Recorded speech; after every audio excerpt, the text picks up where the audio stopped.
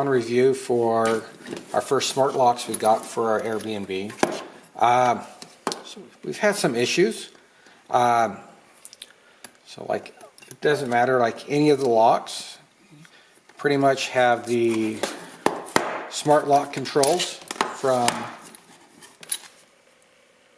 this side, from the keypad, and then also the fingerprint reader right here. So, and it comes through the lock,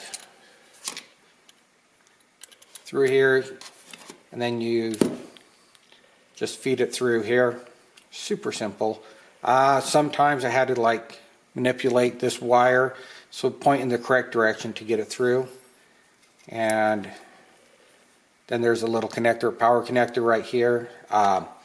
This is the one lock right here that we've had the most issues with. Thankfully, when it felled in the open position. That allowed us to open and close the door when this lock felled. And so like right here on the end on generic smart locks on Amazon.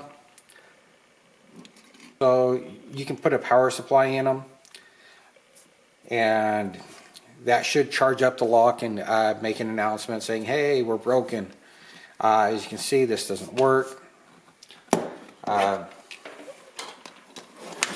then one of the reasons why we moved completely away from this Loctite to the other one I'm going to show here in a minute. Right here, you screw through the base of the lock handle to keep the plate on. And every one of these hex screws, no matter how gentle I was, I think out of 4 out of 5 right here, there's a little plastic mount that screw just breaks off. Then I have to super glue and hot glue it just to give it, it won't fall off, and then the hot glue just to give it more mass to it, so it'll stay on. As you can see, this one didn't. We've migrated to Sifely door locks. One of the things I like about it is the ease of access to swap out the batteries.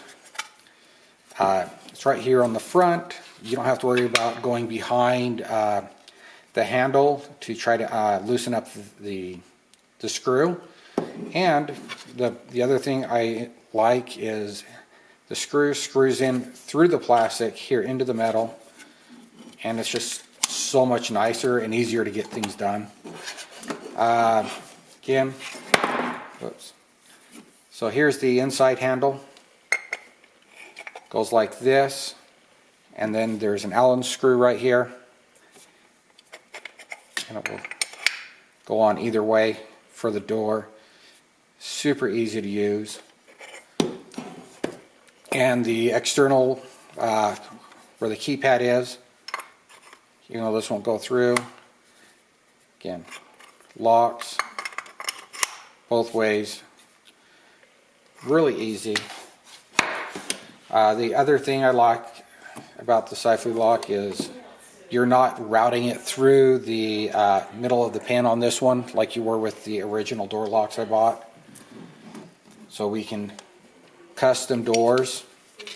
This is wide enough and sturdy enough so that way we can center it on where the door hole is and make it work just perfect. You haven't had any issues with these.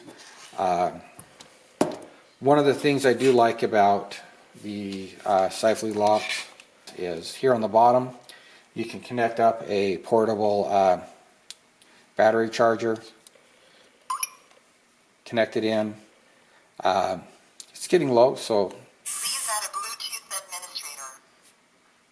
So, and then with that you use your web app, either TTLock or I forget the name of the other lock app you use. They're interchangeable. When I log into the websites on my computer to do the management, I can use either of them to control the locks. I believe they're on the back end, they're together. Super just simple and good to go. Please add a Bluetooth administrator. Again, one thing I do like is for us who are here for a while, you have the fingerprint reader. You can set that 4 hits on it, and then you got your fingerprint set. If you want, this is a Smonet lock. I bought 5 of these for my house, also for my mom's house. Again, what I like about these, unlike the original smart locks I bought, you don't have to route this through as much. And we use this for all of our deadbolts. The other reason why I like using these versus the other ones, you can always see the numbers lit up, so you don't have to worry about anybody coming in and being like, hey, I can't see where the numerals are. Again, I have had one of these fell on me, and it was actually not the front part of it, it was the back part. So when I replaced this, the locks started working again just fine. I like these ones. They're a little bit newer. They have the USB-C versus... Please add a Bluetooth administrator. I was able to work with my brother-in-law. He helped get this lock installed on my mom's house. And then we were able to get all of the family added to. All right, so here's the TTLock web app. So the functionalities, along with all of them, come here, select, get into the lock itself, and you can select between e-keys, passcodes, and IC cards if that come in a lot of the boxes. One of the things I use for mostly with most of my guests, 3, 2, 1. So with most of my guests, I usually just end up using passcodes, and I use the last 4 of their phone number, Airbnb website, and I let them know that. I come in here, custom, and then I give a start and finish date.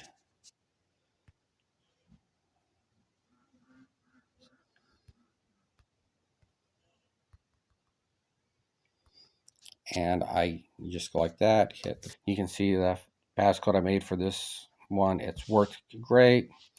And with the next lock is actually the Smonet version of that. So you come in here, look at passcodes, and you can see that Susan is added in there, a user. So, it just shows how these two web applications on the back end actually talk with each other. All right, so here is the TTLock web system. Here's the upstairs master lock. I personally use passcodes exclusively with my guests. You can come here, and I'm going to delete Susan. There's no way to really delete multiple users at one time. It's just to go in and individually delete each of the past guests as needed. One of the key features of the website that's better than the application on the Android phone is you can come into, whenever you're sending a passcode or a e-key, you can now select multiple locks at one time. You type in the guest name, enter an end date for the code. Yes,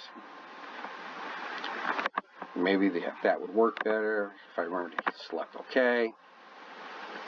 Enter the passcode, select OK. Waste a couple minutes as it's going through and sending out the passcodes to all of the door locks.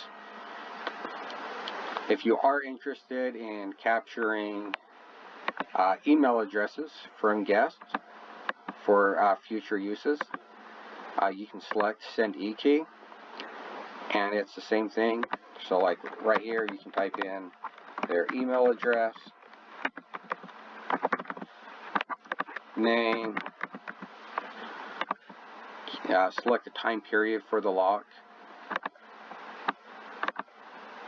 Select OK, and then any other locks you want to have the E key sent to.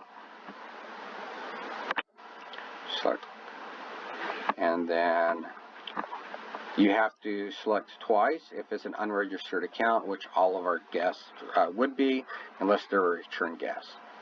And then you select OK again, and it registers the email address, at which point you can go into other applications and send out that email.